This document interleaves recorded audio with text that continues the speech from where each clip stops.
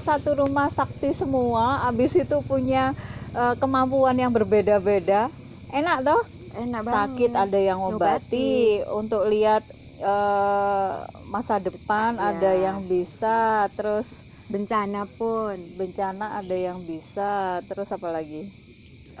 apa istilahnya Berkomunikasi dengan arwah. arwah.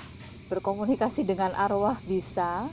Oh, berarti keilmuannya sama dengan Bapak Wiratno yang bikin buku Mati Tidak Berarti Pergi. Itu beliau juga bisa berkomunikasi dengan arwah. Iya, beliau mempunyai keistimewaan begitu. Nah, kan luar biasa kalau dalam satu rumah udah lengkap dengan kemampuan yang berbeda-beda. Itu berkat. Ya, berkat dan sedikit musibah sih sebenarnya Bunda. Kok musibah? Ya, karena pada prinsipnya mereka pun juga harus mempersiapkan diri ketika memang mereka ada di lingkungan sosial yang berbeda, pasti akan dianggap aneh. Sepakat aku. Itu. Tetapi keanehan itu sebenarnya karena orang lain tidak tahu. Tidak tahu seperti apa dan bagaimana, dan mereka hanya sekedar tahu dari katanya. Tidak secara pasti kenapa sampai terjadi seperti itu, ataupun keanehan itu bukan keanehan yang benar-benar aneh, tetapi ada sesuatu yang memang harus menjadi satu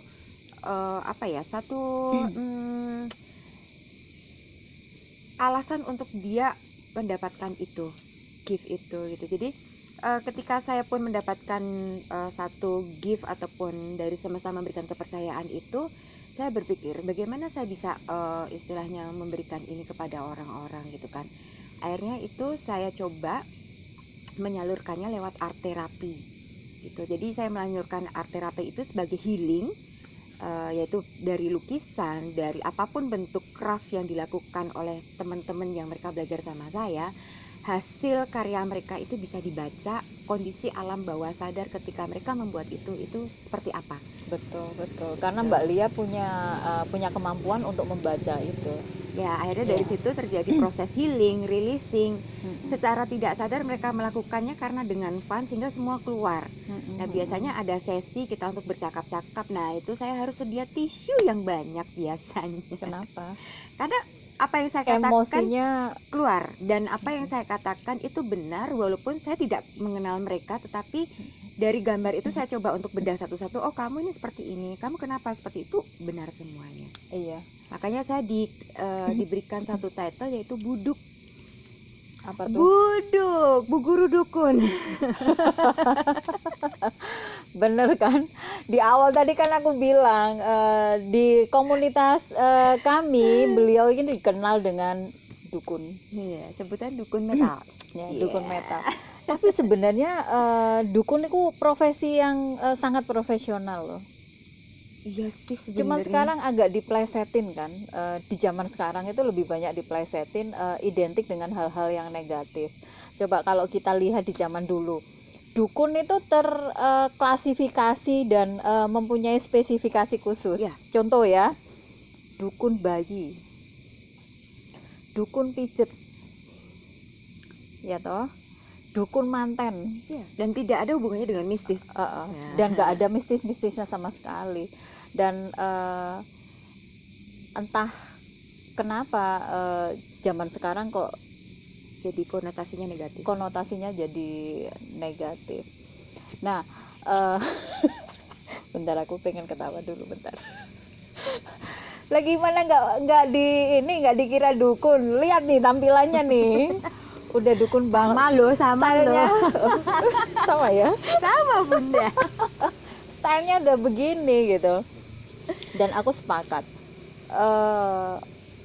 seni itu bisa menjadi salah satu media terapi. Karena untuk orang-orang tertentu itu mempunyai kemampuan untuk membaca.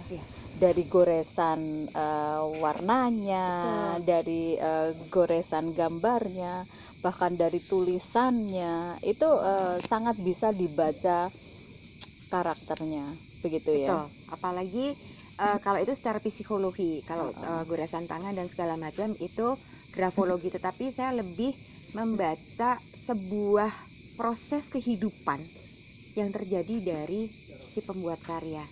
Baik itu secara tanda tangan pun itu bisa terbaca. Proses kehidupan mereka yang seperti apa, jungkir balik dan segala macam. Itu kalau nggak salah ada keilmuannya, grafologi. Ya, grafologi. Nah, grafologi. Cuma ini grafologi yang belok kiri. Oke. Ada ya. Ada keilmuan grafologi yang belok kiri. Terus yang belok kanan gimana? Yang belok kanan itu lebih kepada teori tentang karakter, ya kan, terus tentang kepribadian. Tapi kalau yang ke kiri ini jadi dari tanda tangan itu saya bisa baca proses dari 0 tahun sampai di saat dia tanda tangan, itu ada semua cerita di tanda tangan itu. Oh gitu. Ya. Oh, lebih lengkap dari grafologi kalau gitu. Ya, makanya belok kiri. Makanya belok kiri. Setauku grafologi itu dia bisa membaca dari tulisan. Ya. Dan harus tulisan tangan. Betul. Ya, harus tulisan tangan. Dari tanda tangan. Itu nanti bisa dibaca karakternya. Terus bahkan perilakunya. Bahkan ada yang bisa membaca sampai kurang lebih nanti masa depan lu itu begini begitu visualisasi masa depan. Dan itu memang ada ilmunya dan bisa dipertanggungjawabkan, ada workshopnya juga. Zaman sekarang itu lebih enak ya daripada zaman dulu. Setauku ketika orang-orang di zaman dulu untuk mendapatkan keilmuan seperti ini mereka harus laku, harus kungkum, harus puasa, harus semadi dan segala macam. Tapi di zaman sekarang kita semua itu dimudahkan. Betul. Karena ada kelasnya, betul kan? Modul-modulnya pun sudah. Modulnya juga udah lengkap, udah lebih terbuka. Betul. Dan semua bisa dilogikakan, semua bisa diilmiahkan, betul begitu. Ya. Kalau dulu kan harus laku ya. Mbak Lia laku juga? Masih laku. Sampai sekarang? Ya, saya tidur selalu lewat dari jam 1. Dan saya hanya bisa tidur 4 jam. Tidak bisa lebih. Dalam sehari 4 jam? 4 jam. Biasanya kalau melek mata gitu ngapain aja? Melek mata, ya sudah minum air teh, selesai, udah mainan sama cucu sekarang. Oh gitu. Itu bentuk lakunya ya? Bentuk lakunya membatasi, berarti membatasi kenyamanan begitu kah? Harus. Membatasi kenyamanan. Dan katanya memang begitu, bapakku dulu bilang begitu. Jadi kalau pengen mengolah rasa itu memang harus laku ya. Ada beberapa yang harus dilakukan untuk menekan, untuk membatasi kenyamanan hidup. Dengan begitu rasa kita itu akan terolah secara otomatis.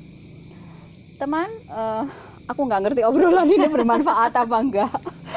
Untuk puan yang ada di luar sana, tapi semoga menjadi inspirasi untuk puan-puan yang menghadapi problematika yang sama. Sekian dulu dari kami, dadah.